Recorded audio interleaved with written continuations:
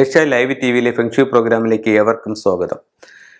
ഇന്ന് aquarium feng shui പ്രകാരം വലിയ ഒരു ടൂളാണ്. അത് വെച്ചിട്ട് ഒത്തിരി ആൾക്കാർ തൊഴിൽപരമായിട്ടും സാമ്പത്തികമായിട്ടും ഒക്കെ മെച്ചപ്പെട്ടിട്ടുണ്ട്.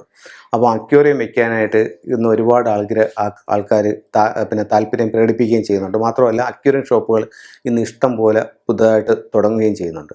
അപ്പോൾ ഇന്ന് കുട്ടികൾക്കായാലും മുതിർന്നവർക്കായാലും അക്വേറിയം ഒരു വലിയ താല്പര്യമുള്ളൊരു കേസായി മാറിയിട്ടുണ്ട്. മാത്രവുമല്ല മനസ്സൊന്ന് റിലാക്സ് ചെയ്യാനായിട്ട് കുറച്ച് നേരം നമ്മൾ അക്വേറിയത്തിലോട്ട് നോക്കി നിൽക്കുമ്പോൾ മനസ്സിനൊരു ശാന്തത കിട്ടുന്നതായിട്ടും പറയുന്നുണ്ട്.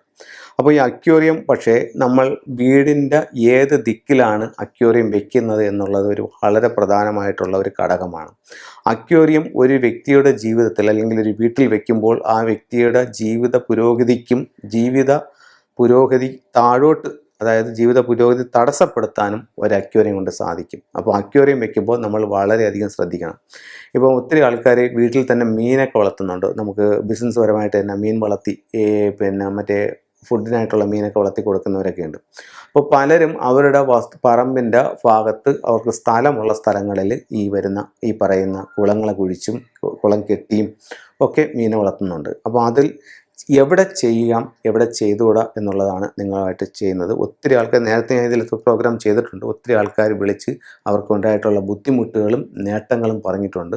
ഇത് പുതിയ ആരെങ്കിലും കാണുന്നെങ്കിൽ അവർക്കും ഉപകാരപ്പെടട്ടെ എന്ന് പറഞ്ഞുകൊണ്ട് ചെയ്യുന്നതാണ്. ഇതൊരു വീടാണ്. ഇതതിൻ്റെ 4 ദിക്കുകളാണ്: തെക്ക്, വടക്ക്, പടിഞ്ഞാറ്, കിഴക്ക്. ഇത് മൂലകൾ: തെക്ക് കിഴക്കേ മൂല, തെക്ക് പടിഞ്ഞാറേ മൂല, വടക്ക് പടിഞ്ഞാറേ മൂല, വടക്ക് കിഴക്കേ മൂല. ഇങ്ങനെയാണ് 8 ദിക്കുകൾ. ഇതിൽ ഇവിടെ, അതായത് വടക്ക്, ഞാൻ വീട്ടിൻ്റെ പുറത്തെ കാര്യമാണ് പറയുന്നത്. വടക്ക് ഭാഗത്ത് ഇവിടെ നിങ്ങൾ ഒരു അക്വേറിയം പണിഞ്ഞു. അക്വേറിയമോ മീൻ വളർത്തുന്നതോ എന്തോ ആയിക്കോട്ടെ ഇവിടെ പണിഞ്ഞു. നിങ്ങൾക്കത് ഗുണം ചെയ്യും. നിങ്ങൾ അത് വടക്ക് കിഴക്ക് പണിഞ്ഞു, നിങ്ങൾക്കത് ഗുണം ചെയ്യും. നിങ്ങളത് കിഴക്ക് വശത്ത് പണിഞ്ഞു, നിങ്ങൾക്കത് ഗുണം ചെയ്യും. അതായത് വീടിൻ്റെ ഈ സെൻറ്റർ മുതൽ ഇത്രയും വരുന്ന ഈ ഒരു ഭാഗത്ത് എവിടെയായാലും നിങ്ങൾക്കതുകൊണ്ട് നേട്ടങ്ങളുണ്ടാവും. അതേസമയം ഈ ഒരു 3 ഭാഗം, അതായത് ഈസ്റ്റ്, നോർത്ത് ഈസ്റ്റ്, നോർത്ത്, ഈ ഒരു 3 ഭാഗം വിട്ടിട്ട് നിങ്ങൾ അക്വേറിയം പണിഞ്ഞു.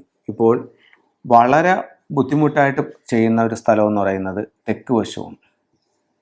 ഇത് ഫെങ്ഷു പ്രകാരം ഇവിടുത്തെ എലമെൻ്റ് എന്ന് പറയുന്നത് ഫയറാണ്, ഇവിടുത്തെ എലമെൻ്റ് എന്ന് പറയുന്നത് വാട്ടറും.